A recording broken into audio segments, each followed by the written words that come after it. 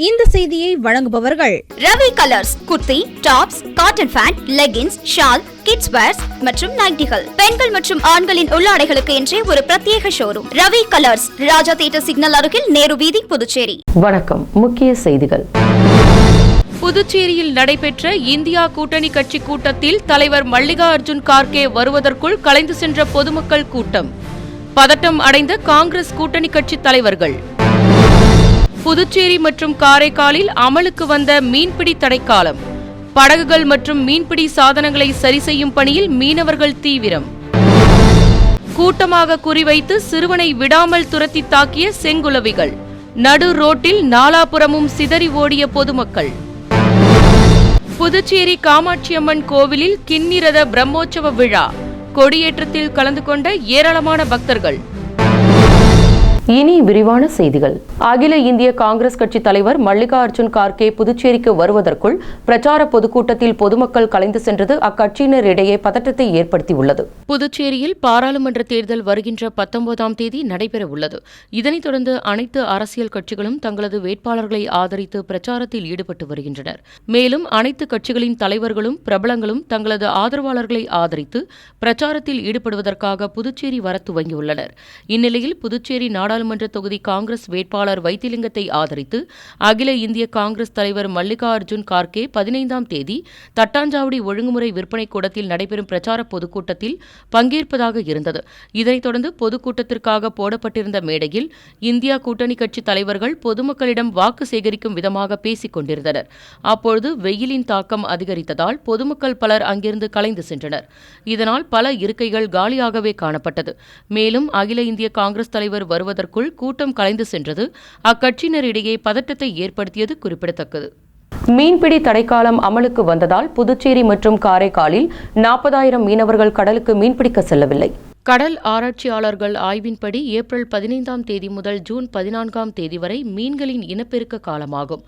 இந்த காலத்தில் மீன்களை பிடித்தால் மீன்களின் வயிற்றில் உள்ள சினைமுட்டை அழிக்கப்பட்டு மீன்களின் இனப்பெருக்கம் பாதிக்கப்படும் எனவே இந்த 61 நாட்களில் ஆழ்கடலில் மீன்பிடிக்க மத்திய மாநில அரசுகளால் தடை விதிக்கப்படும்.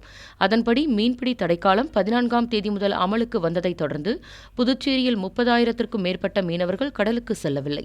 அவர்களது விசைப்படகுகள் தேங்காய்திட்டு துறைமுகம், உப்பளம் புதிய துறைமுகத்தில் பாதுகாப்பாக நிறுத்தி வைக்கப்பட்டுள்ளது. மேலும் கடலுக்கு சென்ற மீனவர்களும் 13ஆம் தேதி இரவே கரைக்கு திரும்பியுள்ளனர். இதேபோல் காரைக்கால் மண்டபத்தூர் முதல் வடக்கு வாஞ்சூர் வரையிலான 11 மீனவ கிராமத்தில் உள்ள சுமார் 450 விசைப்படகில் இருந்து சுமார் 11,000 மீனவர்கள் கடலுக்கு மீன்பிடிக்க செல்லவில்லை. இந்த மீன்பிடி தடைக்காலத்தின் பொழுது ஒரு சில மீனவர்கள் மட்டுமே பைபர் படகுகளில் குறைந்த தூரம் மட்டுமே செல்கின்றனர். மேலும் இந்த மீன்பிடி தடைக்காலத்தில் பெரும்பாலான மீனவர்கள் தங்கள் படகு மற்றும் மீன்பிடி சாதனங்களை பழுது பார்ப்பதில் தீவிரமாக செயல்படுவார்கள்.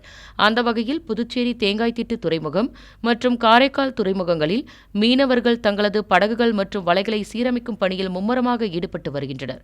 மேலும் மீன்பிடி தடைக்காலம் அமலுக்கு வந்துள்ளதால் காரைக்காலில் மீன்களின் விலை உயர வாய்ப்புள்ளது என்றும் மீனவர்கள் தெரிவித்துள்ளனர்.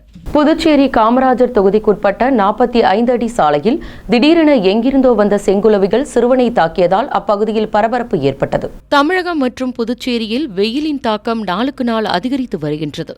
மேலும் இந்த கோடை வெயிலின் தாக்கத்தினால் மனிதர்கள் மட்டுமல்லாமல் விலங்குகள், பறவைகள் மற்றும் பூச்சிகள் என அனைத்து உயிரினங்களும் அவதியடைந்து வருகின்றது. இந்நிலையில் கோடை வெயிலின் தாக்கத்தை தாங்காத விலங்குகள் மற்றும் பறவைகள் தண்ணீர் தேடி கிராம மற்றும் வீடுகள் அதிகம் இருக்கும் பகுதிகளில் ஊடுருவுகின்றது. மேலும் தண்ணீர் இல்லாமல் வெயிலின் தாக்கத்தால் கருகும் மரங்களில் உள்ள செங்குலவிகள் போன்ற பூச்சிகள் கூட்டை விட்டு வெளியே வர துவங்கியுள்ளது. அந்த வகையில் பல்வேறு இடங்களில் செங்குலவிகள் கூட்டம் கூட்டமாக வந்து சாலைகளில் செல்வோரை தாக்குவதால் சில சமயம் உயிரிழப்பும் ஏற்படுகின்றது. இந்நிலையில் தற்பொழுது புதுச்சேரி காமராஜர் தொகுதிக்குட்பட்ட 45 அடி சாலையில் தாய் மற்றும் அவரது மகனான சிறுவன் உட்பட 2 பேரும் இருசக்கர வாகனத்தில் பயணித்துக் கொண்டிருந்த பொழுது திடீரென எங்கிருந்தோ வந்த செங்குலவிகள் இருசக்கர வாகனத்தை சுற்றி வளைத்து அச்சிறுவனை கடுமையாக தாக்க துவங்கியுள்ளது. உடனே சிறுவன் வலி தாங்க முடியாமல் ஓடியுள்ளார். அப்பொழுதும் விடாமல் செங்குலவிகள் அச்சிறுவனை தாக்கிக் கொண்டே இருந்துள்ளது. இதனைக் கண்ட அவரது தாய் சிறுவனை காப்பாற்ற முயன்றபொழுது அவரையும் செங்குலவிகள் தாக்கியுள்ளது. இதனைக் கண்ட பொதுமக்கள் திடீரென செங்குலவிகள் எங்கிருந்து வந்தது என்று புரியாமல் நாலாபுறமும் சிதறி ஓடினர். மேலும் சாலையில் சென்று கொண்டிருந்த ஒருவர் உடனடியாக சென்று செங்குலவிகளிடம் போராடி சிறுவனை மீட்டு அப்புறப்படுத்தியுள்ளார். இதனைத் தொடர்ந்து வலி பொறுக்க முடியாமல் அழுது கொண்டிருந்த சிறுவனை சமாதானப்படுத்தி அங்கிருந்த பொதுமக்கள் தாயுடன் மருத்துவமனைக்கு சிறுவனை அனுப்பி வைத்தனர். மேலும் இச்சம்பவத்தால் அப்பகுதியில் சிறிது நேரம் பரபரப்பு ஏற்பட்டது.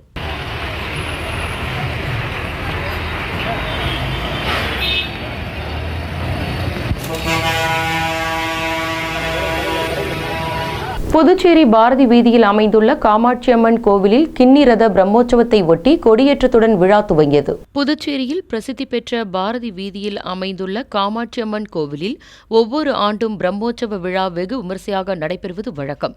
இந்த விழாவில் இந்தியாவில் எங்கும் இல்லாத வகையில் கிண்ணி ரதம் எனப்படும் 27 அடி உயரம் கொண்ட பிரம்மாண்ட தேர் வீதி உலா நடைபெறுவது சிறப்பு. அந்த வகையில் இந்த ஆண்டு பிரம்மோற்சவ விழா ஏப்ரல் 15ஆம் தேதி கொடியேற்றத்துடன் துவங்கியது. அதனைத் தொடர்ந்து மகா தீபாரதனை காண்பிக்கப்பட்டு பஞ்சமூர்த்தி சுவாமிகளுக்கு பல்வேறு திரவியங்களால் அபிஷேகம் செய்து அலங்கரித்து மகா தீபாரதனை காண்பிக்கப்பட்டது.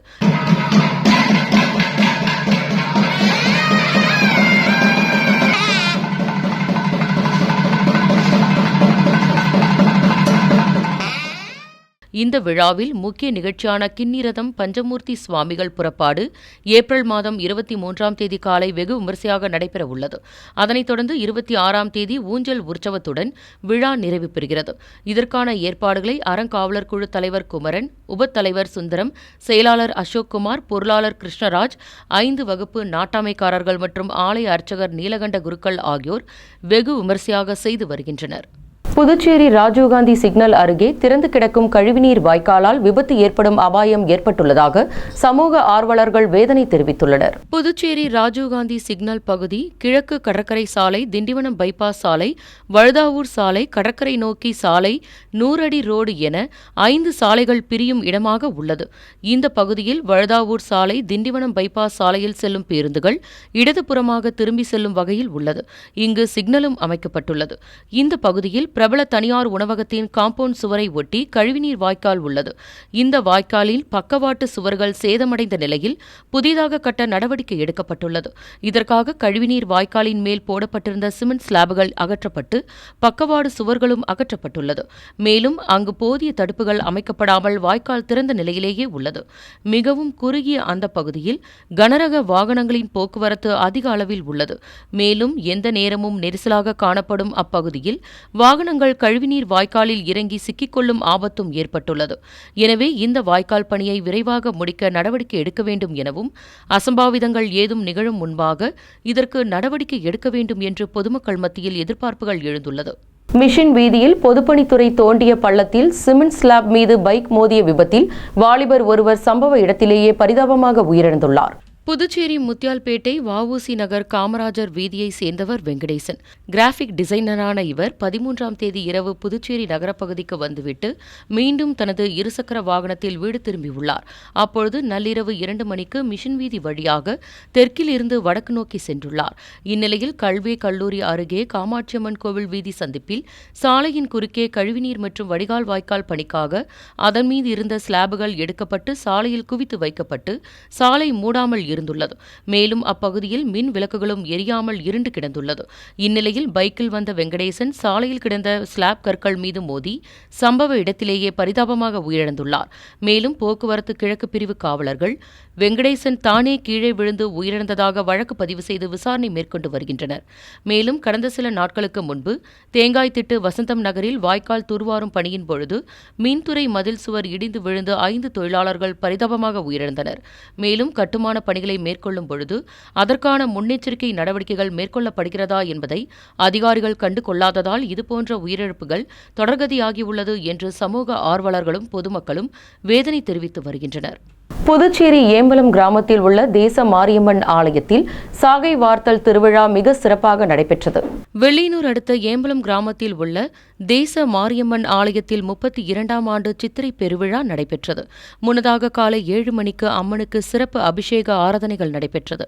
இதனைத் தொடர்ந்து கரக புறப்பாடு நடைபெற்று 10 மணிக்கு சந்தனக்காப்பு அலங்காரமும், இதனைத் தொடர்ந்து மதியம் 1 மணிக்கு சாகை வார்த்தல் நிகழ்ச்சியும் நடைபெற்றது. இரவு அம்மன் சிறப்பு அலங்காரத்தில் அலங்காரம் செய்யப்பட்டு வீதி உலாவும் நடைபெற்றது. இவ்விழாவில் கலந்து கொண்ட பக்தர்கள் அனைவருக்கும் அன்னதானம் வழங்கப்பட்டது. இந்நிகழ்ச்சியில் ஊர் பிரமுகர்கள் கிருஷ்ணமூர்த்தி மற்றும் கோவிந்தராசு உட்பட பொதுமக்கள் பலர் கலந்து கொண்டனர். வெள்ளியனூர் தூய லூர்தன்னை ஆலயத்தின் 147வது ஆண்டு பெருவிழாவை ஒட்டி வைர கிரீடம் அணிந்த மாதா ஆடம்பர தேர்பவனி நடைபெற்றது. வெள்ளியனூரில் உள்ள பிரசித்தி பெற்ற தூய லூர்தன்னை ஆலயத்தின் ஆண்டு திருவிழா ஒவ்வொரு ஆண்டும் ஈஸ்டர் பண்டிகை முடிந்த 6ஆம் நாளில் கொடியேற்றத்துடன் துவங்குவது வழக்கம். அதன்படி இந்த ஆண்டு 147வது திருவிழா கடந்த 6ஆம் தேதி காலை கொடியேற்றத்துடன் துவங்கியது. மேலும் முக்கிய விழாவான 147வது ஆண்டு பெருவிழாவை முன்னிட்டு 14ஆம் தேதி காலை 5:30 மணிக்கு புதுச்சேரி கோல்ஃபிங் பள்ளி முதல்வர் அந்தோணிராஜ் தலைமையில் சிறப்பு கூட்டு திருப்பலியும், காலை 7:30 மணியளவில் கும்பகோணம் மறை மாவட்ட ஆயர் ஜீவானந்தம் தலைமையில் திருப்பலியும் நடைபெற்றது. மாலை 6 மணி அளவில் சுல்தான்பேட்டை மறை மாவட்ட பேராயர் பீட்டர் அபீர் அந்தோணிசுவாமி தலைமையில் சிறப்பு திருப்பலியும், அதனைத் தொடர்ந்து இரவு 8 மணிக்கு மேல் வைர கிரீடம் அணிந்த மாதா ஆடம்பர தேர்பவனி கோவில் வளாக பகுதியில் இருந்து மார்க்கெட் வீதி ஒதியம்பட்டு சாலை வழியாக மாட வீதி உலா நடைபெற்றது. இவ்விழாவில் புதுச்சேரி மற்றும் தமிழகம் உள்ளிட்ட பல்வேறு பகுதிகளில் இருந்து ஆயிரக்கணக்கான பக்தர்கள் கலந்து கொண்டு தேரை இழுத்தனர். இதனைத் தொடர்ந்து 15ஆம் தேதி காலை 6:30 மணிக்கு திருப்பலிக்கு பின்னர் கொடியேற்றம் நடைபெற்றது. இவ்விழாவிற்கான ஏற்பாடுகளை திருத்தல அருட்தந்தையர்கள் Albert Dominic Javio, Ashwin Anbarasu, Gio Francis Xavier, அருட் சகோதரிகள் மற்றும் வெள்ளியனூர் பங்கு இறைமக்கள் சிறப்பாக செய்திருந்தனர்.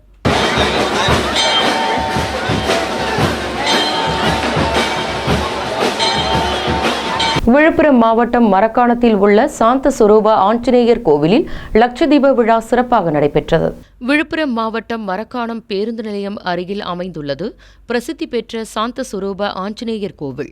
இக்கோவிலில் லட்சதீப விழா ஆண்டுதோறும் சித்திரை மாதம் 1 தேதி அன்று நடைபெறுவது வழக்கம். இதேபோல் இக்கோவிலில் 32ஆம் ஆண்டு லட்சதீப விழா சிறப்பாக நடைபெற்றது.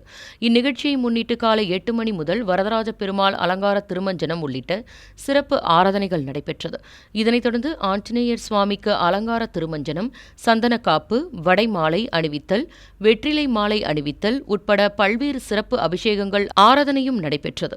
இந்நிகழ்ச்சிகளின் முக்கிய நிகழ்ச்சியான ஆஞ்சநேயர் கோவிலில் அருகில் லட்சதீபம் ஏற்றும் நிகழ்ச்சியும் நடைபெற்றது. இதில் மரக்காணம் மற்றும் சுற்றுப்புற பகுதிகளில் இருந்து ஆயிரக்கணக்கான பெண்கள் கலந்து கொண்டு அகல் விளக்கு தீபம் ஏற்றி பயபக்தியுடன் தங்களது நேர்த்திக்கடனை நிறைவேற்றி சுவாமி தரிசனம் செய்தனர்.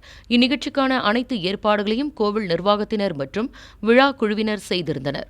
புதுச்சேரி முத்தியால்பேட்டை சோலை நகரில் அமைந்துள்ள ஸ்ரீ மந்தைவெளி மாரியம்மன் ஆலயத்தில் திருவிளக்கு பூஜை சிறப்பாக நடைபெற்றது. புதுச்சேரி முத்தியால்பேட்டை சோலை நகரில் அமைந்துள்ள ஸ்ரீ மந்தைவெளி மாரியம்மன் ஆலயத்தில் 48ஆம் ஆண்டு சித்திரை திருவிளக்கு பூஜை நடைபெற்றது.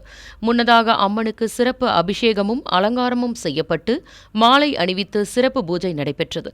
பின்னர் 108 பெண்கள் குத்துவிளக்கு பூஜை செய்தனர். இதில் சிறப்பு அழைப்பாளராக திராவிட முன்னேற்றக் கழக முன்னாள் சட்டமன்ற உறுப்பினர் நந்தா சரவணன் கலந்து கொண்டு சுவாமி தரிசனம் செய்தார். மேலும் காலை 5 மணிக்கு அம்மனுக்கு சிறப்பு அபிஷேகமும், 8 மணிக்கு அம்மனுக்கு மகா தீபார்த்தனை, மாலை 6 மணிக்கு அம்மன் கலச ஊர்வலம் மற்றும் 6:30 மணிக்கு அம்மனுக்கு 108 திருவிளக்கு பூஜையும் சிறப்பாக நடைபெற்றது. இதனைத் தொடர்ந்து இரவு 8 மணிக்கு மகா தீபார்த்தனை நடைபெற்ற பின்னர் அருட்பிரசாதம் வழங்குதல் நிகழ்ச்சியும் நடைபெற்றது. இந்நிகழ்ச்சிக்கான ஏற்பாடுகளை கோவில் நிர்வாகம் மற்றும் பஞ்சாயத்து நிர்வாகம், செயற்குழு உறுப்பினர்கள், ஊர் பொதுமக்கள் மற்றும் இளைஞர்கள் சிறப்பாக செய்திருந்தனர். ஏனாமில் சட்டத்திற்கு உட்பட்ட ஆட்சி நடக்கவில்லை என்று அண்ணா திராவிட முன்னேற்றக் கழக மாநில செயலாளர் அன்பழகன் குற்றம் சாட்டியுள்ளார். புதுச்சேரி பாராளுமன்ற தொகுதியில் அண்ணா திராவிட முன்னேற்றக் கழகம் சார்பில் போட்டியிடும் வேட்பாளர் தமிழ்வேந்தனை ஆதரித்து அக்கட்சியின் மாநில செயலாளர் அன்பழகன் ஏனம் தொகுதியில் பிரச்சாரம் மேற்கொண்டார். அப்பொழுது செய்தியாளர்களிடம் கூறுகையில், ஏனாமில் கடந்த சட்டசபை தேர்தலில் எதிரும் புதிருமாக போட்டியிட்ட முதலமைச்சர் ரங்கசாமி அவருக்கு ஆதரவாக செயல்பட்ட மல்லாடி கிருஷ்ணாராவ், சுயேட்சை சட்டமன்ற உறுப்பினர் கொல்லப்பள்ளி அசோக் ஆகிய மூவரும் சேர்ந்து பாரதிய ஜனதா கட்சிக்கு ஓட்டு சேகரிப்பது வியப்பாக உள்ளது என்றும், கடந்த 3 ஆண்டுகளாக முதலமைச்சர் மல்லாடி கிருஷ்ணாராவை எதிர்த்து அரசியல் செய்த சுயேட்சை சட்டமன்ற உறுப்பினர் தற்பொழுது பாரதிய ஜனதா கட்சிக்கு ஓட்டு சேகரிப்பது சந்தர்ப்பவாத அரசியல் என்றும், ஏனாமில் பல ஆண்டுகாலமாக அடிப்படை பிரச்சினைகள் தீர்க்கப்படாமல் உள்ளது எனவும், இந்திய அளவில் மிகப்பெரிய சூதாட்ட பகுதியாக ஏனம் மாற்றப்பட்டுள்ளது என்றும் குற்றம் சாட்டினார். மேலும் தினமும் பல மாநிலத்தில் இருந்து ஏராளமானோர் ஏனாமிற்கு வந்து சூதாட்டத்தில் ஈடுபட்டு வருகின்றனர் என்றும், இங்கு நடக்கும் சூதாட்டங்களை உள்துறை அமைச்சர் நமச்சிவாயம் கண்டுகொள்வதில்லை என்றும் குற்றம் சாட்டியுள்ளார். கூறியுள்ளார். மேலும் இங்கு சட்டத்திற்கு உட்பட்ட ஆட்சி நடக்கவில்லை என்றும், ஆட்சி அமைத்து 3 ஆண்டுகளில் ஏனம் மக்களுக்கு எதையும் நிறைவேற்றாமல் வெற்றி பெற்ற பின்பு நிறைவேற்றி தருவதாக பொய் கூறுகின்றனர் என்றும், இதனால் பாரதிய ஜனதா மற்றும் காங்கிரஸ் கட்சிகளை மக்கள் புறக்கணிக்க வேண்டும் என்று அண்ணா திராவிட முன்னேற்றக் கழக மாநில செயலாளர் அன்பழகன் கூறியுள்ளார். எவ்வளோ பேர் படித்த பிள்ளைகளுக்கு வேலை கிடைச்சிருக்குது? இந்த ஏனத்தில் உள்கட்டமைப்பு வசதிகள், சுகாதாரமான குடிநீர் கிடைக்குதா? பெருமழையால் பாதிக்கப்படுகின்ற இந்த கோதாவரி படுகை பகுதியில் இருக்கிறவங்களுக்கு நிரந்தரமாக ஏதாவது இங்கே ஒரு மாற்று ஏற்பாடுகள் ஏதாவது செய்யப்பட்டிருக்குதா? இங்கே இருக்கிற மருத்துவமனை ஒரு சரியாக தாங்க, ஜெயில் மட்டும் தான் இங்கே நல்லா இருக்குது. புதுச்சேரி கடற்கரை சாலையில் விழிப்புணர்வு வாகனங்கள் மற்றும் பொம்மைகளை வைத்து அரசு சார்பில் பொதுமக்களுக்கு 100% வாக்களிப்பதை பற்றி விழிப்புணர்வு ஏற்படுத்தப்பட்டது. புதுச்சேரியில் பாராளுமன்ற தேர்தல் வருகின்ற 19ஆம் தேதி நடைபெற உள்ளது. இந்நிலையில் 100% வாக்களிப்பதை பற்றி பொதுமக்களிடம் விழிப்புணர்வை ஏற்படுத்த அரசு சார்பிலும் சமூக ஆர்வலர்கள் சார்பிலும் பல கட்ட நடவடிக்கைகள் எடுத்து வருகின்றன. அந்த வகையில் வார விடுமுறை நாட்களில் பொதுமக்கள் அதிகமாக வரும் புதுச்சேரி கடற்கரையில் காந்தி சிலை அருகே 100% வாக்களிப்பதை வலியுறுத்தி விழிப்புணர்வை ஏற்படுத்தும் விதமாக அரசு சார்பில் பல்வேறு விழிப்புணர்வு பொம்மைகள் மற்றும் விழிப்புணர்வு வாகனங்கள் வைக்கப்பட்டுள்ளது. இந்த விழிப்புணர்வு வாகனங்களில் இளம் வாக்காளர்கள் எவ்வாறு வாக்களிக்க வேண்டும் என்பதை பற்றின செயல்முறை விளக்கம் அளிக்கப்பட்டது. மேலும் இந்த விழிப்புணர்வு வாகனங்கள் மற்றும் விழிப்புணர்வு பொம்மைகளோடு கடற்கரைக்கு வந்திருந்த பொதுமக்கள் மற்றும் சுற்றுலாவினர் புகைப்படம் எடுத்து மகிழ்ந்தனர். இதுபோன்ற விழிப்புணர்வுகள் பொதுமக்கள் மத்தியில் வரவேற்பை பெற்றுள்ளது குறிப்பிடத்தக்கது.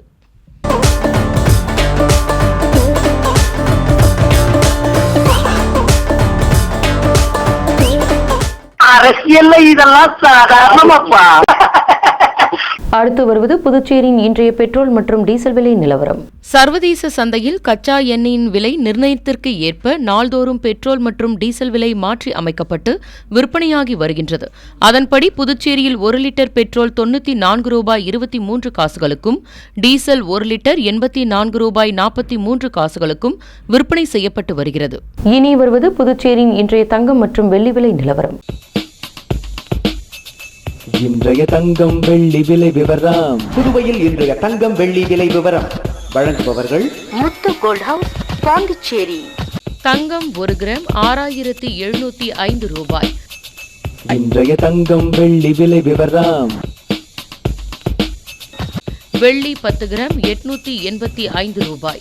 இத்துடன் ஏஎம்என் செய்திகள் நிறைவடைந்தன. வணக்கம். புதுச்சேரி உங்கள் ஏஎம்என் டிவி செய்திகளை யூடியூபில் உடனுக்குடன் காண ஏஎம்என் டிவி பாண்டிச்சேரி சேனலை சப்ஸ்கிரைப் செய்யுங்கள். பெல் பட்டனை மறக்காமல் கிளிக் செய்யுங்கள்.